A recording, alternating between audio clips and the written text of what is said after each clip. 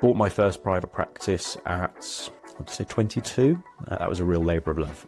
And then my colleague and mentor at the time said, well, you've already made one acquisition, why don't you make another? And I thought, well, I haven't got much money, but I'll see if I can strike some deals. What was going wrong in the practice was the phones weren't being answered in a timely manner because they had one telephone line and one receptionist who had to juggle, do I be polite and offer a cup of tea or rebook a patient, or do I answer the phone? I looked at that and thought, if it's doing this well, despite all these flaws, imagine what it could be doing if you fixed some of these. I often describe the most time-intensive part of my role as being an agony aunt. I spend more time talking people down from the ledge than anything else. The amount of times where I saw a strangest diary layout, 7:15 to 9:22, and you think, well, that's a very specific window that suits you as a therapist, but is actually to suit your patients? Probably not. Only way that they knew that their business was doing well or not was because they had cash in the bank and they could pay everyone at the end of the month. That was it. And the offer that I made for the business went from, here's my good six-figure offer, overnight to, I'm going to have to shave this by 75% and make a load of your team redundant.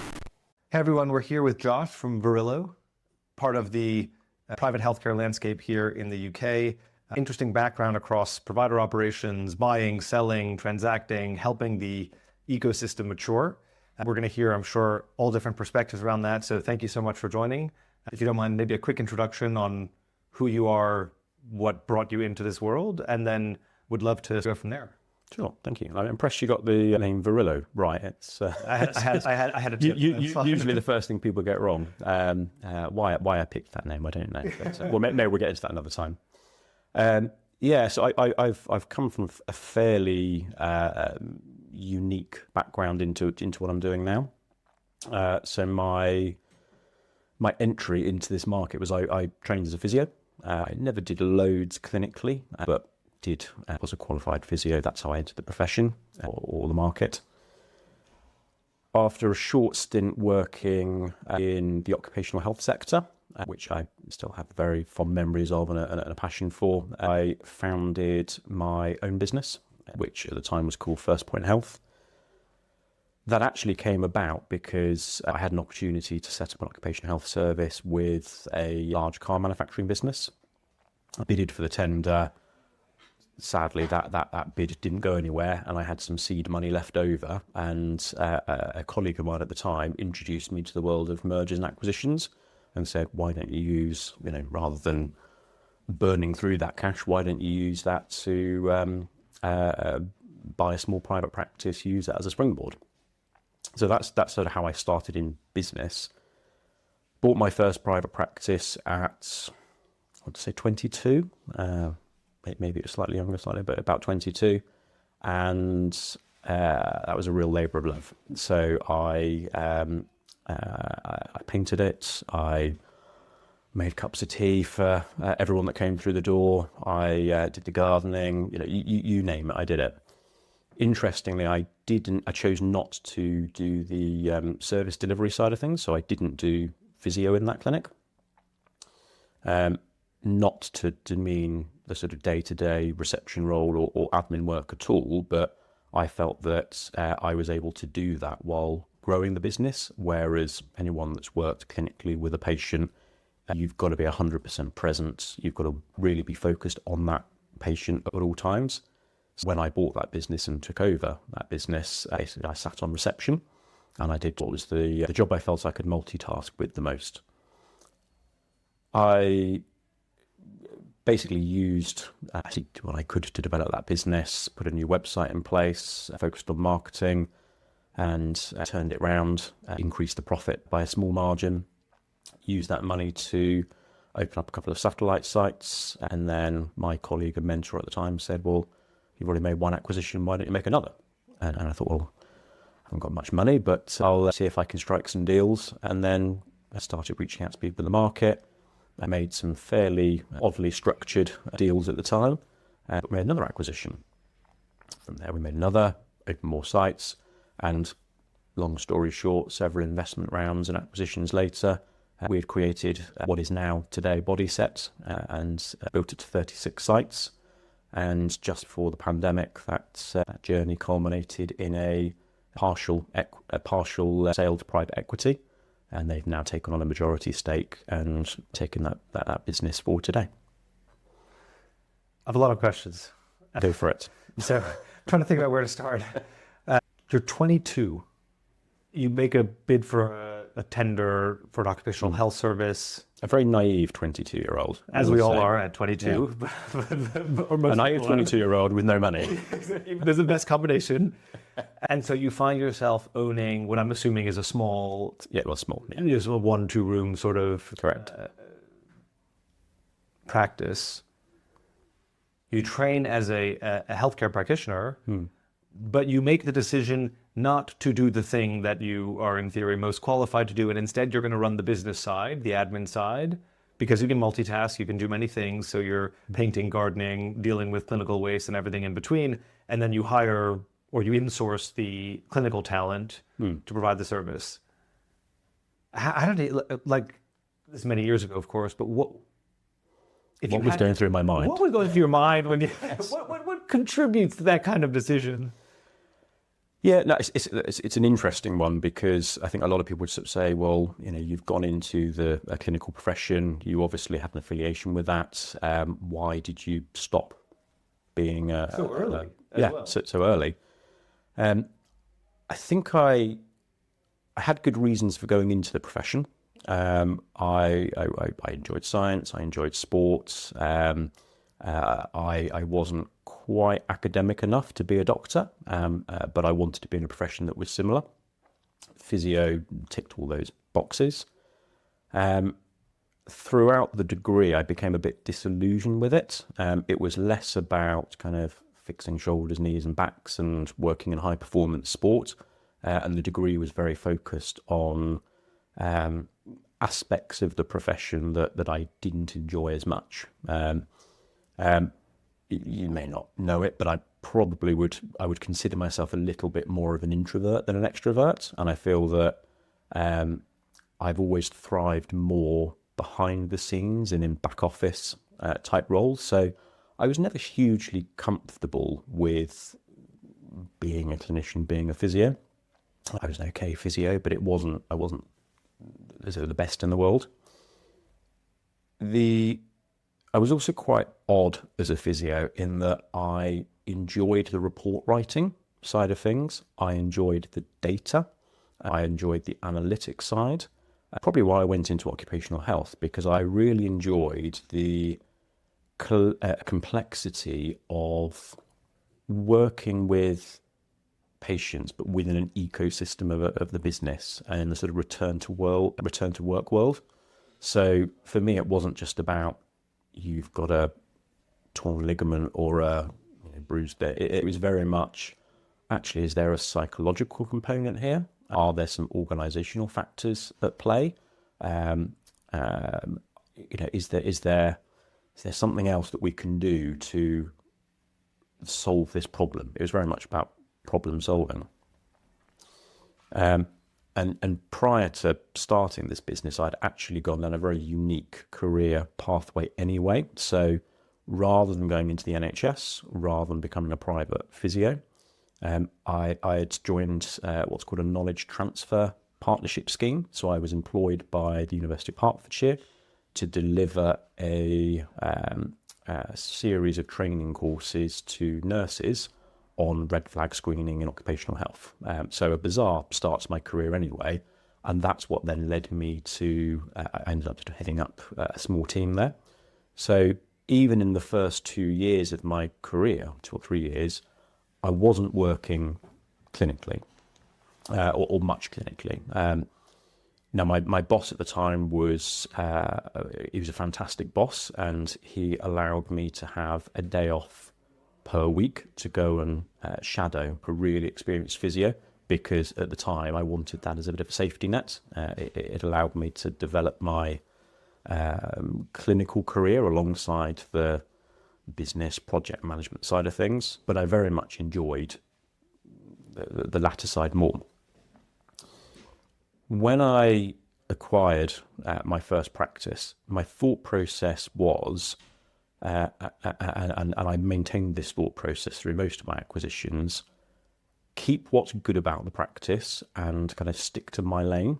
So with that practice, I acquired an absolutely fantastic physio who I believe is actually the longest standing physio with the company. I'm now no longer involved with, but I believe she still works for the company that I exited.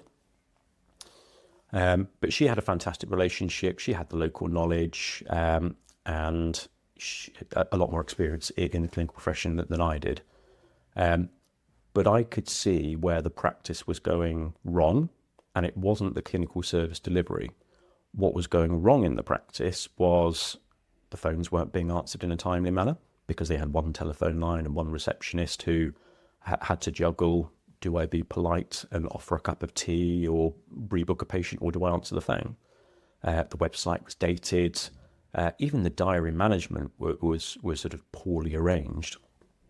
So I thought, well, I can either come in and replace something that's good about the practice, just for ego's sake, or to give myself a more sort of meaningful role, or I can sit on reception and work on how to fix or improve the business. And I chose the latter. But again, I think it was my problem-solving nature that led me to that conclusion. It's interesting. When I started working in clinic leadership, so I came into it not with a healthcare background, but probably a similar trajectory of front office and back office operations and being responsible for the business of the clinic, not the clinic of the clinic.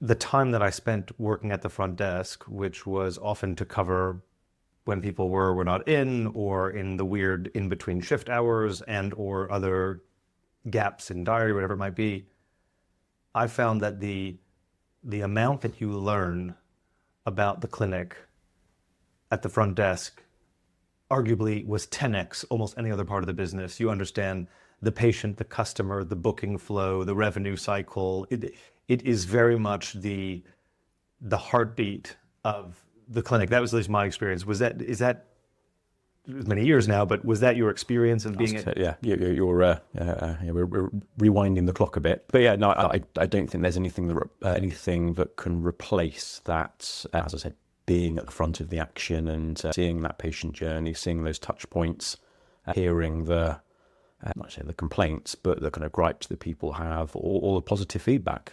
Get that a lot more when you're sat on the front desk, whereas when you're the clinician delivering it, it's a very different dynamic. So no, it's a hugely useful experience, and allowed me to shape how future sites operated.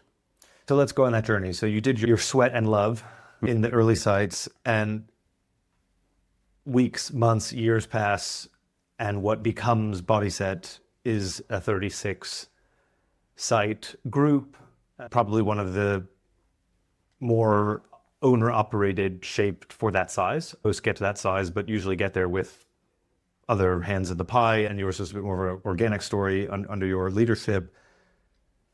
Without going month by month over that time, what are the highlights? What are the chapter titles from Site 1 to Site 36? The bruises, the wins, the things that you think back either very fondly about or glad I never have to do that again.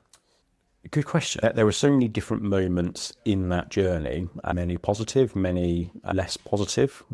What I really enjoyed were the acquisitions and fundraising to a degree, and there were some interesting fundraising stories. But with the acquisitions, what I enjoyed was going out and seeing different people's businesses, learning how they operate, appreciating what they do well, and looking for opportunities and seeing what they did wrong and where we could add value.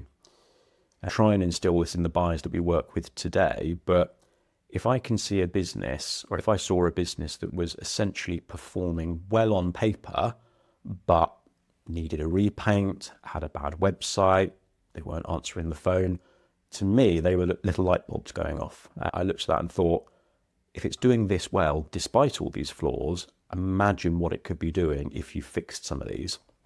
And all of those things were things that clinicians and owner-operators are typically not so good at, but I knew I could add value. So that really excited me, was going out and seeing appreciating a business for what it is, but seeing the opportunity to build on that and to professionalize it. And as I said, every deal took a slightly different structure. I think one that stays with me was our second acquisition. So it was our first kind of venture into a big grown-up clinic in London.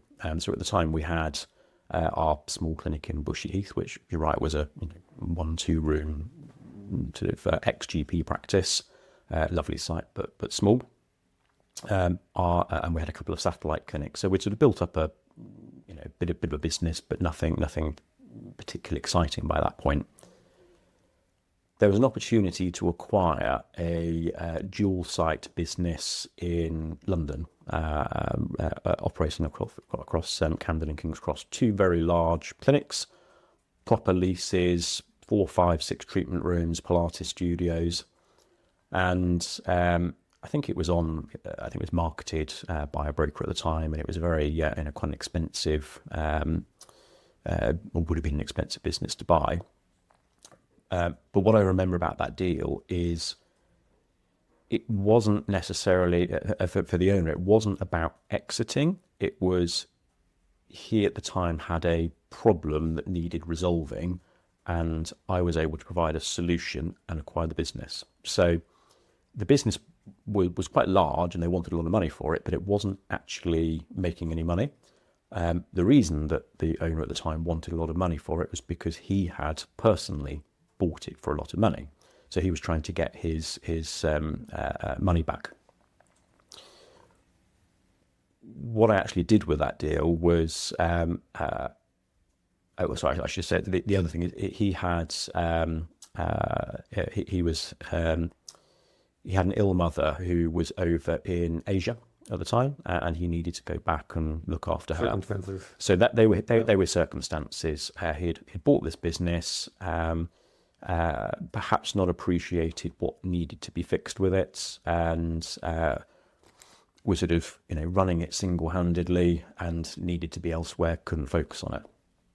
I offered a solution at the time which worked for me, worked for him, but again, it was part of that problem-solving mentality that I enjoyed.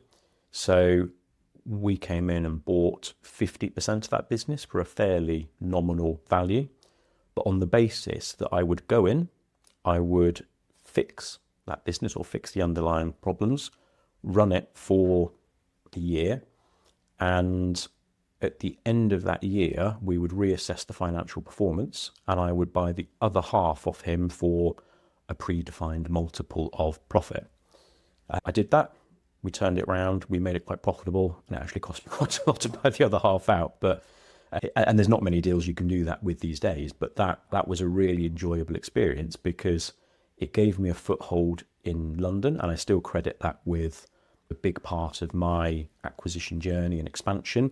But also, it was a very fair outcome for the owner. It solved a problem for them at the time, and then they ended up walking away with a lot of additional value that would not have been there had we not stepped in and done that. So, as I said, you don't tend to find those deals all that often, but that was certainly a highlight for me, and I kind of credit that with being a stepping stone to where we took the business.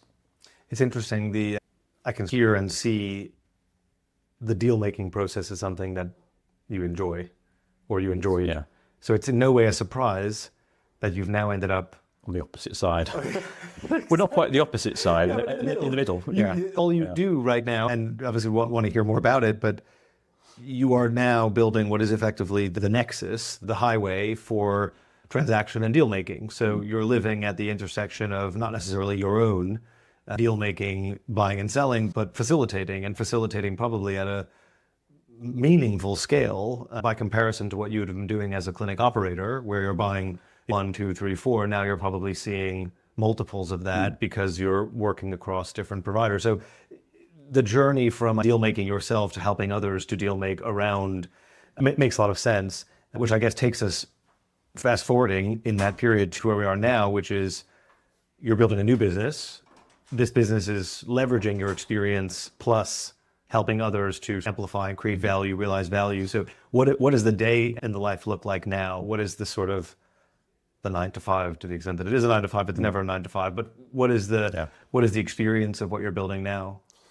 Yeah, so there's an element of process behind it, and I think what I've realised, having now sort of being in the middle and running what essentially is a small advisory firm, brokerage, helping people to sell their businesses, is that a lot of people that come to us or look for a broker think it's just about finding a buyer. That is actually, oddly enough, I mean, there is no shortage of buyers out there. That is one of the easiest parts of what we do. We actually have around 40 expressions of interest on almost every business we take to market. There are obviously exceptions, sector dependent, location dependent, but there's a huge volume of buyers out there. The skill in what we do is presenting the business in the right way, managing expectations on both sides, and this is a huge problem I see in the brokerage sector, which I'll go on to, but then running that process to make sure that we are introducing multiple suitable buyers to a business owner so that they can assess those buyers and assess the offers they put forward and the deal structure that they put forward to see what's going to suit their circumstances and their business the best. And that actually goes two ways. So a lot of the time I'm forming very strong relationships with our buyers as well. And even though I'm acting on the sell side, I'm guiding those buyers to make the right acquisitions for their business. So I don't just want someone to come and buy a business and make a quick buck from it. That doesn't interest me. I would much rather help shape the industry and see really good quality buyers scale, buy the right practices, and there be opportunities for sellers, whether they're retiring or moving on or changing career, to sell to those buyers. It's interesting to hear you describe it. It sounds like it's almost white glove transacting. There's a sort of concierge layer. Obviously, at its heart, there's a marketplace in the sense that you have people selling clinics, people buying clinics, but it sounds like... I tell you, I often describe the most time-intensive part of my role as being an agony aunt. I spend more time talking people down from the ledge than anything else. And again, it's not always appreciated because it happens behind the scenes, but there's a huge amount of moments within a deal where it can go south very quickly. And solicitors are great at the job that they do, but they're very black and white. And they often kill more deals than they get over the line. Giving you an example, we nearly had a deal fall apart because one of my historic clients, they had an incredible business. They'd built up over years, great reputation, good turnover, good profits. But there was they didn't have the correct malpractice insurance for the limited company. So the buyer refused to move forward, probably rightly so, without a level of cover being in place, because it could have opened up could have been a can of worms. There could have been a claim that came from it. So I actually spent 3 days calling around various different insurance brokers, trying to find retrospective insurance, which cost my client several £1,000s, but saved the deal. And it's those little details.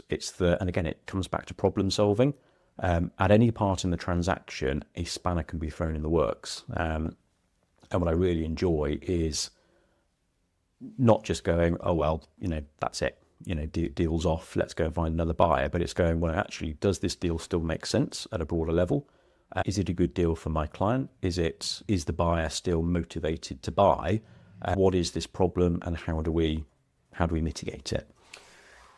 So two questions. So really interesting, and I love the insurance example because A, I remember taking out medical malpractice insurance for the clinic that I ran, so I said very fondly.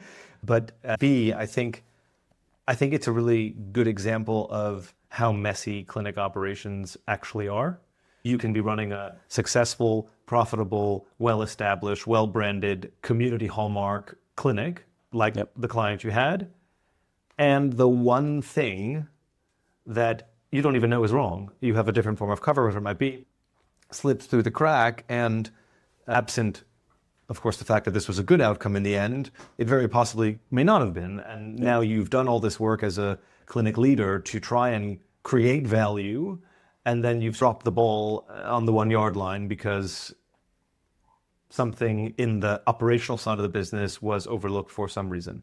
I think it's an interesting sort of lens to overlay from a clinic leadership perspective. The question I have is, you said a lot of the work that you do is around thinking about the positioning. Not here's a clinic, but here's the story, here's the narrative, the positioning, the thing that the buyer should be thinking about when they consider clinic X or clinics X or whatever it might be. And so I think it'd be really interesting to understand, what does some of that storytelling and positioning look like for you when you get a new seller?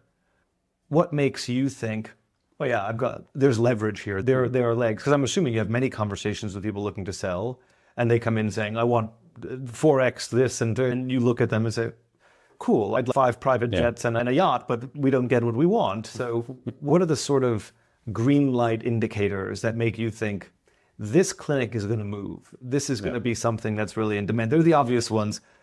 Practitioner is not the only breadwinner in the clinic, location, etc. But when you really dig into it, what are the sort of things that you're looking around for and saying, this is good? So I have a standard checklist of things that I'm looking for, but also there's a bit of nuance there and flexibility on when we take a client on or don't, based on experience and based on my understanding of who's out there, what they're looking for, and whether that might appeal. So in fact, I only did a presentation to a large physio group yesterday, and I talked about the 4 things that really buyers are looking for, and the things that we're looking for in order to decide whether a practice is ready to go to market. The first one is, I always describe it as owner dependency, but it's much more about concentration risk. If you are doing 90% of the revenue, or you can't leave the business, then it makes that business very difficult to sell. That being said, there are solutions. We can still sell a business that has very high owner dependence, but it must have other valuable transferable assets, and the owner must be willing to stay on board for an extended handover period.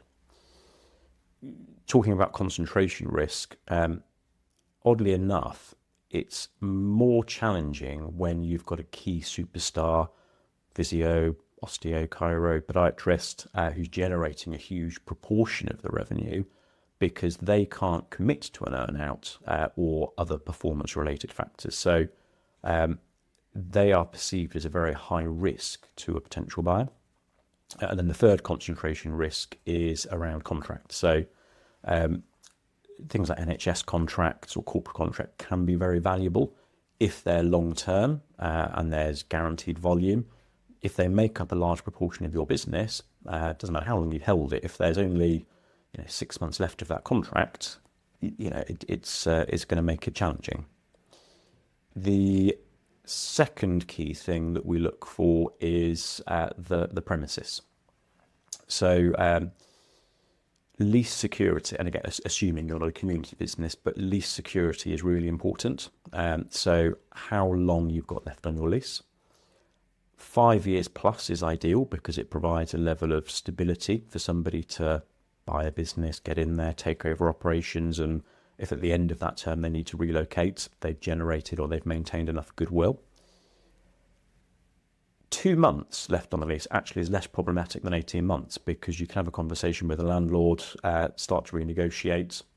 Great, hope you either know whether it's a viable sale or not. 18 months is probably the worst. Half-cooked potato. Yeah, well, a landlord's not willing to, often not willing to engage in conversations around extension or a new lease at that point. But by the time you've concluded a sale process, you've only got a few months left, so it's too short for most buyers to take a risk on it. Of course, that is unless it's inside the Landlord and Tenant Acts and there's a level of security. And then the third one is the financials, which I'd like to say all the other factors are more important, but the financials are really what someone is going to assess saleability and value on. And also it's where it's who in the market's going to be interested. So revenue largely determines whether a business is saleable and what multiple someone is likely to apply. When I refer to multiple, although valuation is a little bit of a farce and it's what someone's willing to pay, it's generally accepted in the industry, and it's sort of across many industries. A lot of buyers will look at a multiple of maintainable EBITDA as a starting point, and then they might modify their value from there. So that's always a good acid test for us. So can I just double click on that for a second? Sure. So a multiple of, I think it's interesting, and it's not a word I've heard used very frequently when thinking about EBITDA multiples, maintainable EBITDA. So can we just open up the word maintainable for a minute? Because I think everyone will hear that and have their own opinions about what's maintainable. What is your opinion about what is maintainable? Yeah. So by maintainable, I mean no buyer is interested in what you did 5 years ago, what impact COVID had on your business. It is largely irrelevant to what's happening going forward. Maintainable is what is the business likely to produce going forwards.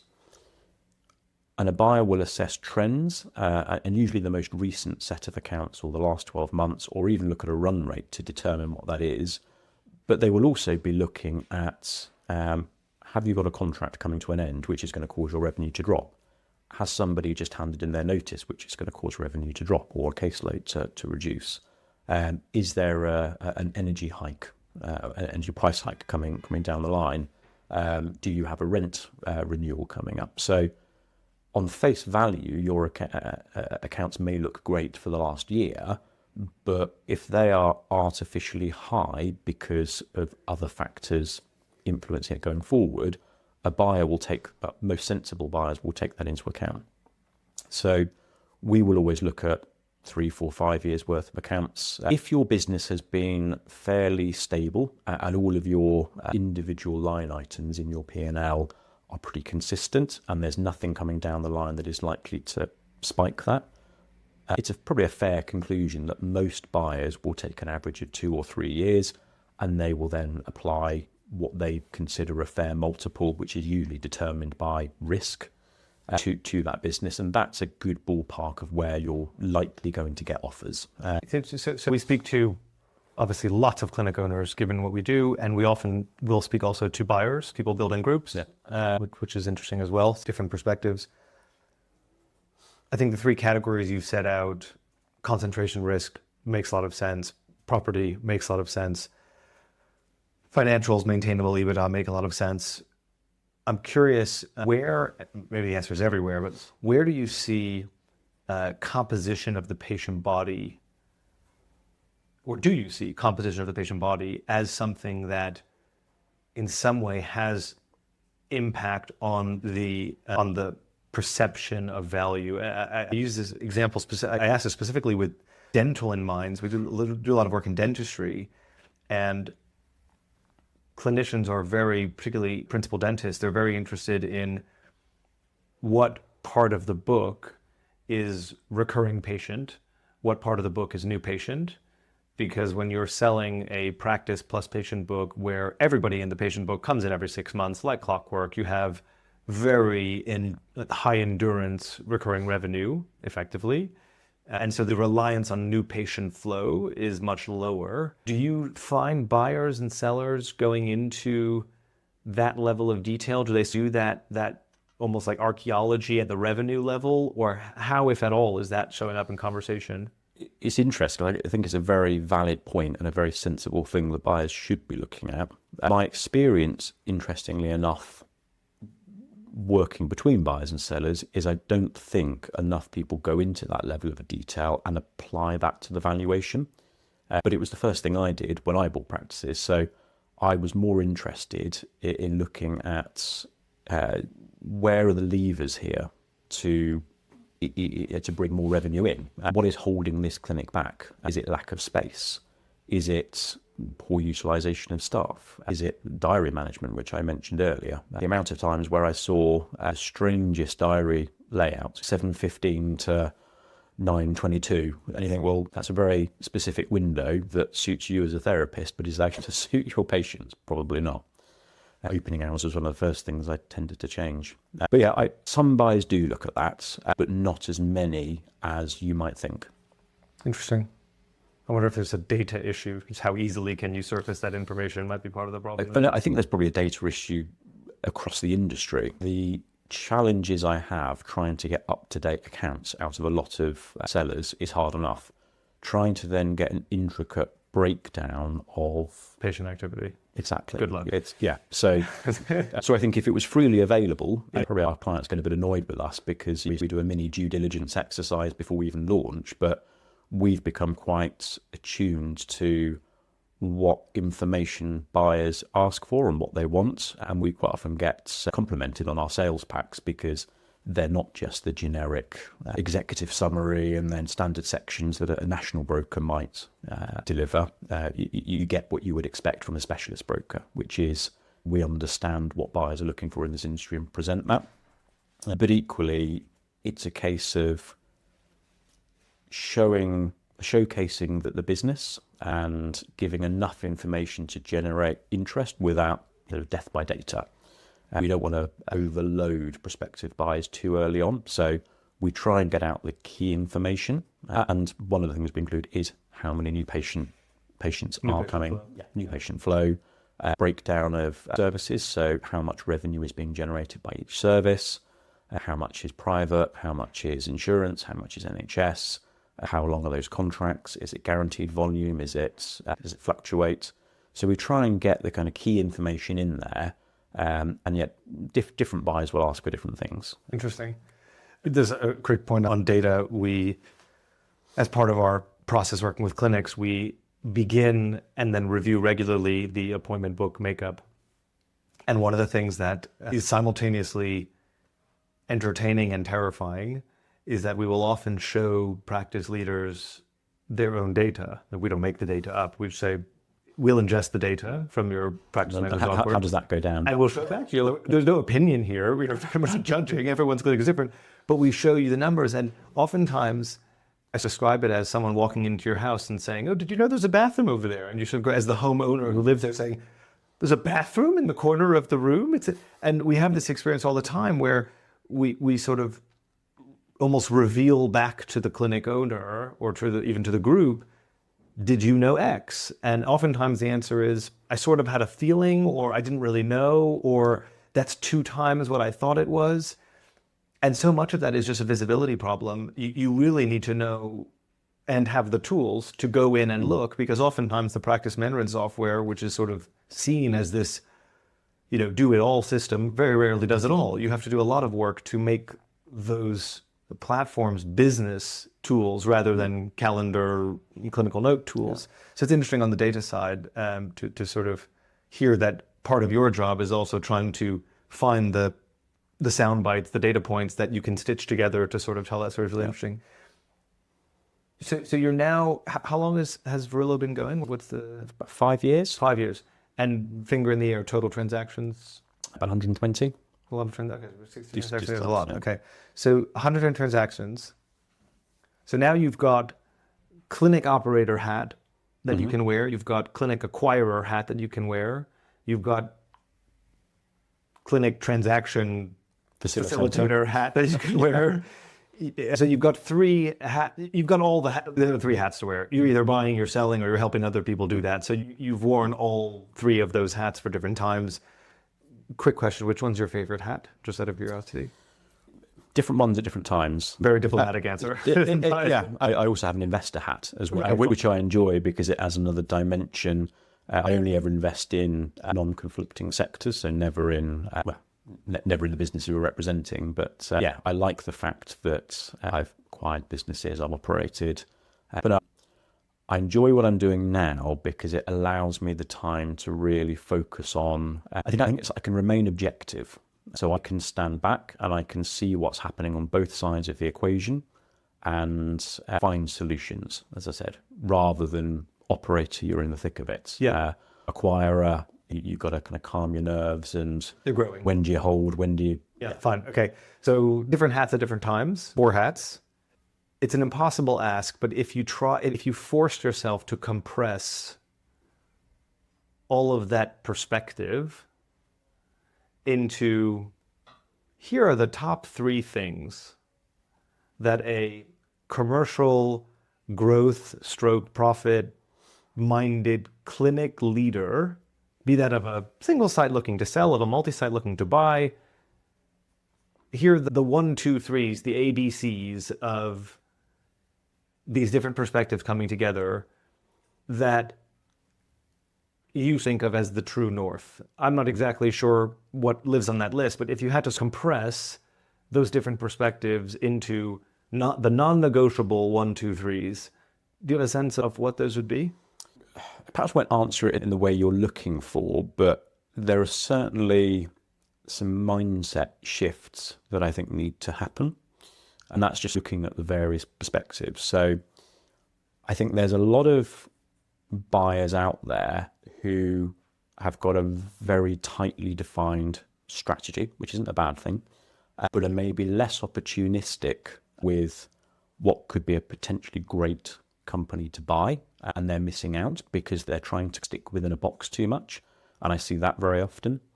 I also see the opposite. I see people that will just grab at anything, scattergun approach, and they've got no defined strategy. And that was me, by the way, when I originally started building it. Was I've got no plan here. I'm just gonna deal make, see where it goes. So I think it's avoiding either of those extremes. And this is in the M&A world.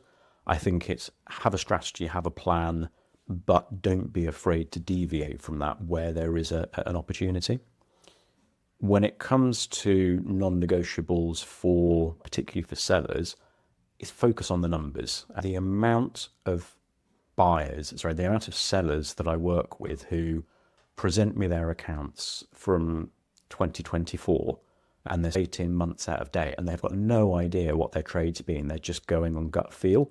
They should be scared. And I will back that up with a real life business that I acquired. So I think it was my 4th or 5th acquisition that I did, but I found a really great company at how much the turnover was, but it was over $1 million, under 2. A good company, good reputation. And I looked at it, we saw numbers, made an offer. At the time, the owner had they had no P&L. They had no idea how their business was running, and the accounts were sort of 12 months old. The only way that they knew that their business was doing well or not was because they had cash in the bank and they could pay everyone at the end of the month. That was it. Really, quite a scary position to be in.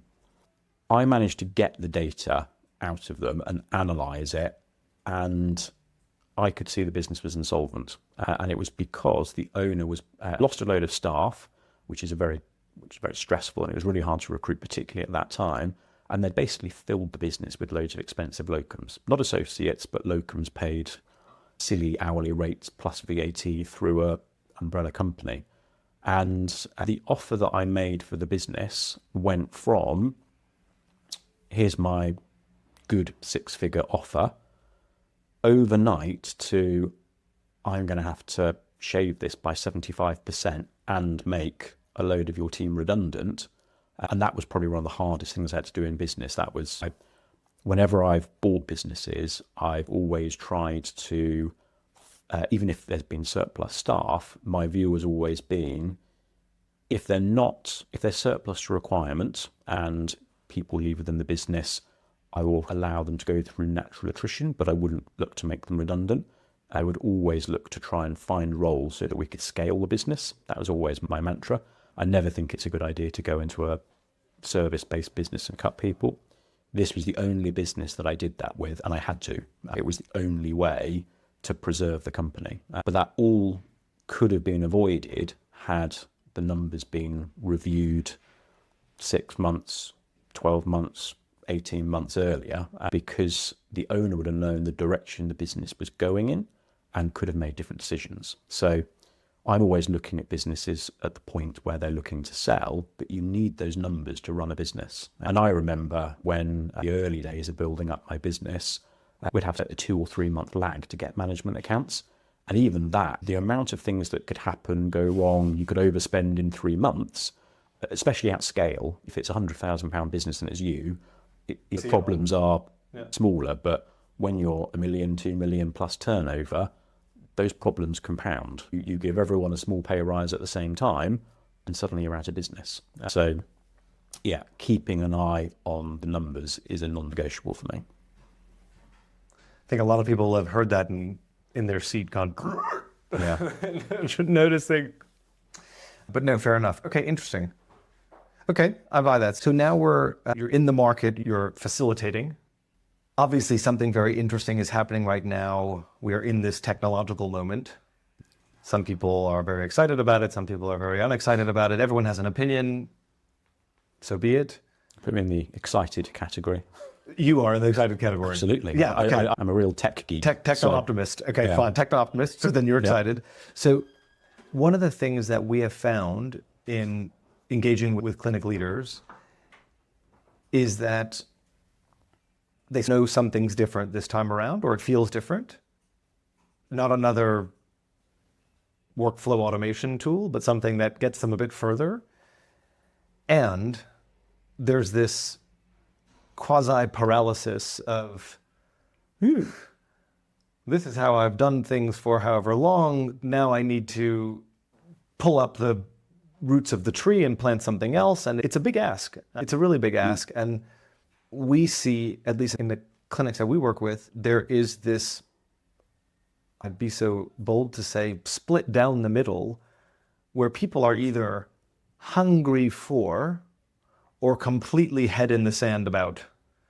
We don't find many people who are, with the exception of maybe one or two actually, to this person's credit, he said in an email response to me, I know I'm not an early adopter, but I'm just behind that wave. So I'm hanging out a little bit to see what comes, but I'm very focused on it. That's very rare for us. We almost always see either extreme. Yeah, either extreme. Because I think you really need to know yourself as a clinic leader to say, where am I on the adoption curve? I don't think that's very common. Needless to say, we see a lot of extremes.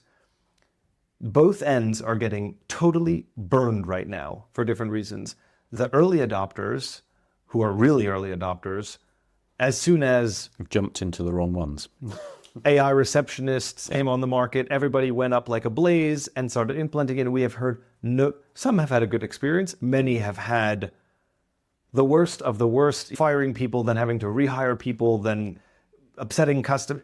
It's been a total mixed bag for the early adopters. And for many of the late adopters, they're seeing this from the stands and saying, I'm getting whiplash on the pace of change and all that. Yeah. So I'd be curious in the conversations you're having with buyers, with sellers, wearing an investor hat, wearing a facilitator hat, what is the temperature that you feel in the room around technology adoption, workforce? The whole narrative now is workforce transformation, less people, more output, or same people, more output. What is the temperature in the room for you? How focused are people on leveraging what is newly possible? Are they scared? Are they excited? Are they both? What are you feeling in your conversations?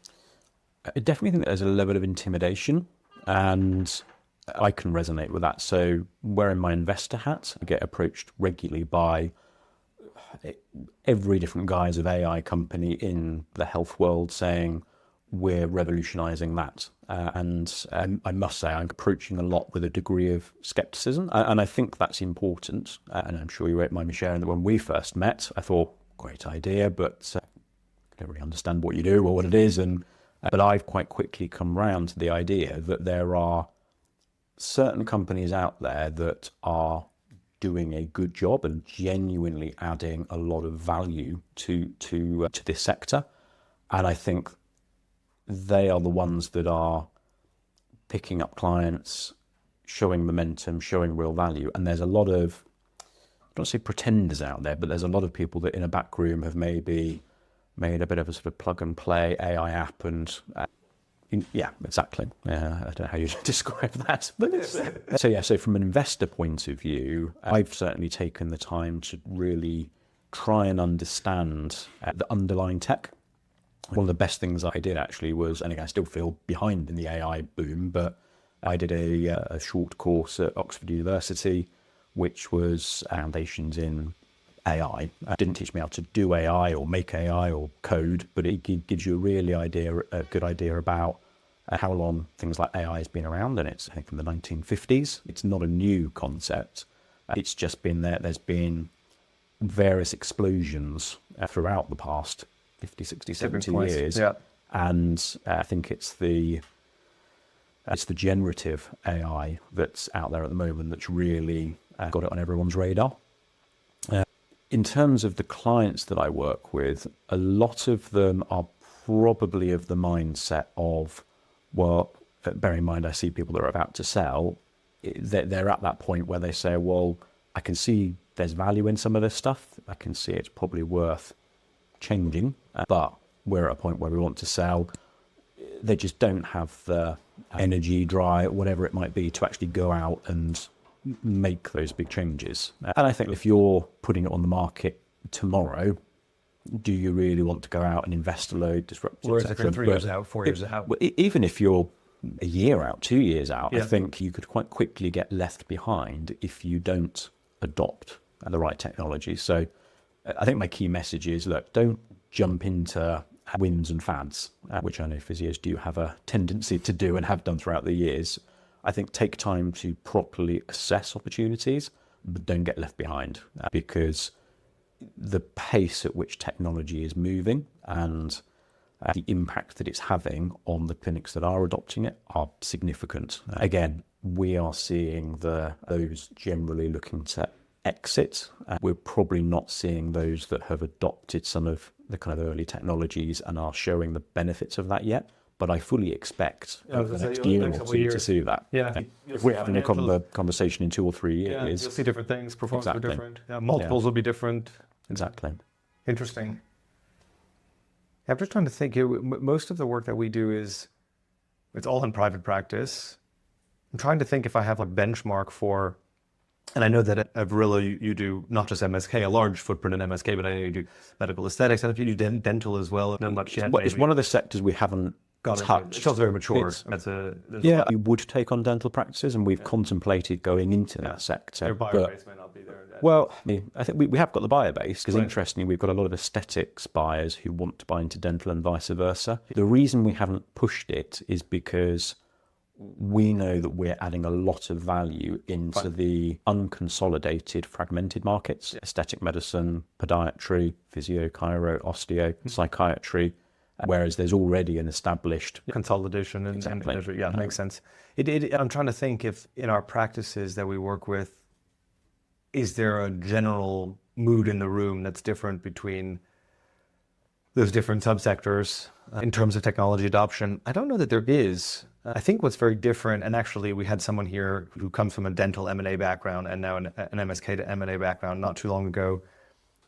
And his big thing was, in dentistry, you have a much better educated market because of the fact that it's more mature around what it means to get ready to sell. And oftentimes that comes with a peer network of people that you went to dental school with who have already done that. You're 4 years out, now start doing this. So it feels like, to your point, unconsolidated, fragmented, that almost market education piece is starting maybe to happen more in the unconsolidated parts of the market. Really interesting. Well, it's quite interesting. I've seen a lot more happening in terms of business conversations and the sort of commerciality of running a clinic recently. Oddly enough, I saw someone in my network post about exactly that point this morning, saying, is it just me, or are there more business conversations happening?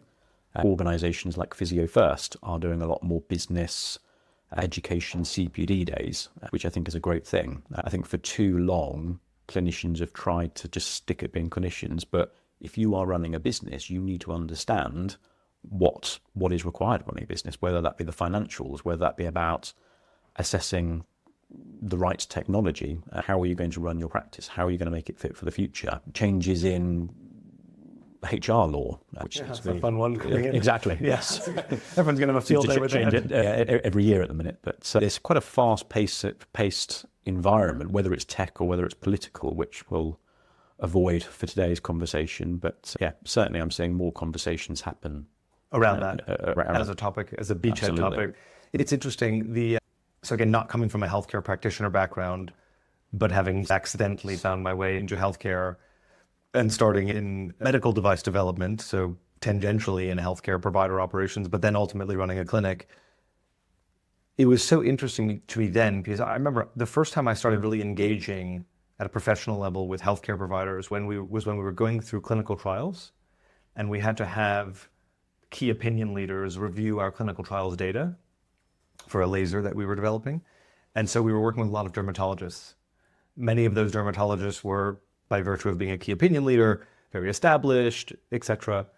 And all but one, I think we were working about a panel of 12 or something like that, US and Europe, UK included at that time, I think all but one were running their own private practice. And it was amazing to me how the contingency of key opinion leaders from the US, which obviously is a much more developed healthcare market, much more commercial healthcare market, the proficiency and businessy thinking was so much more established there, because I think many of them had been running private practices or groups and had gone through the market transition that you're describing. And I guess here, for obvious reasons, NHS, et cetera, it feels like there are these waves of privatization that are happening. And I guess the question is, what are the different market forces that get that conversation started? Because I haven't been in MSK or in market long enough to know, but the fact that you, as someone who knows the market back to front, and other people in your network are saying, hey, there's this new cool thing, let's talk about the business, is really interesting. Do you think that if you imagine in 12 months' time, the world may be entirely different in 12 months' time, depending on what OpenAI and Anthropic decide to do, but let's just imagine that things don't change dramatically in the course of the next 12 months. What do you think that conversation sounds like? If you had to imagine speaking to a seller or a buyer in 12 months' time.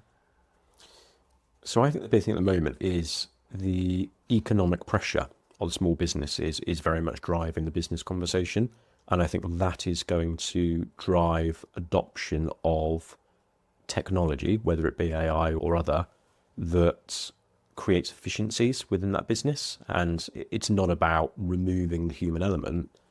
I think it's very much about how do we deliver more? How do we stand apart? Or how do we do things more efficiently?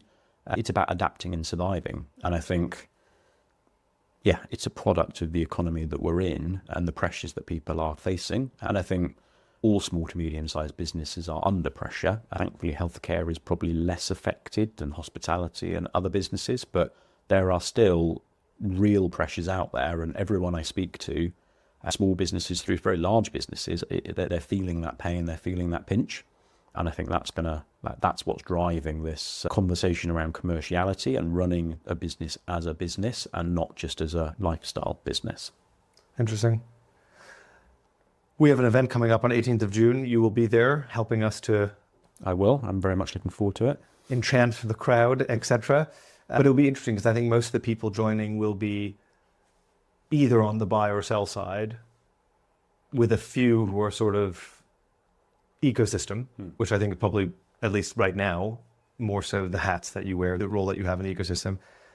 I think it'll be really interesting to surface some of these things then, so I hope we do.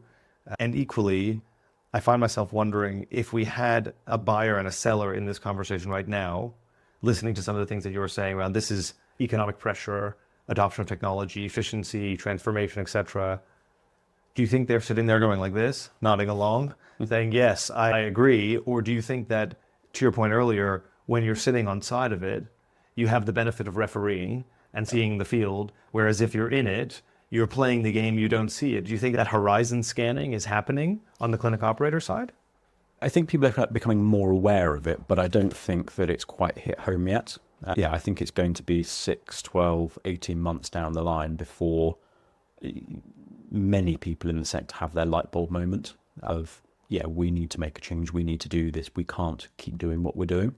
It's probably quite similar to the adoption of, or rather, move away from paper notes. That has been, for a lot of people, a real sticking point for many years, but you just wouldn't dream of of not having proper medical records these days. It seems so inefficient. It's interesting. You can imagine not at all and then all at once is the sort of thing where you have that the sort of the mass market who will maintain a position of. There's a lot of resistance. Until there isn't. The whole house goes at once. Yeah. Interesting. Online booking was another one. And again, part of that, there wasn't much of a solution, but I spent years fiddling around with workarounds and plugins and APIs just to get what I thought was a very basic function that other industries benefited from already into the sector. And again, a lot of people didn't bother with that. And then suddenly it's just a norm.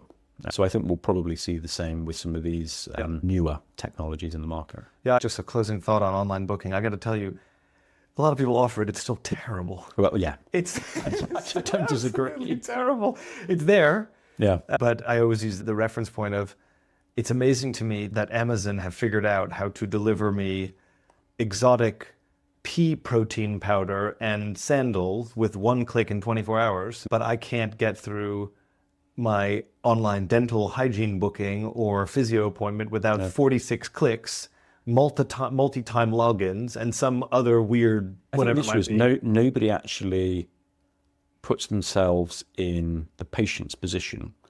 And I must admit, even when I was implementing it, you're looking at it from a, how can I implement this? How can I make it work with my software? But now that I don't have to think about that, but I do occasionally use it, I want to book a massage or a physio appointment or something else, the amount of times that I have gone onto a website to try and book something and I've just given up because I completely agree. All I want to know is, do you have something tomorrow? I don't want to choose the location first. I don't want to pick my practitioner because I have no idea who any of them are. All I care about, can you see me tomorrow? And then do I like to look at that person and what's their qualifications? Everyone seems to get it the wrong way around. Remove some barriers. Yeah, no, that's the word, barriers. It is. We hear a lot from the practices.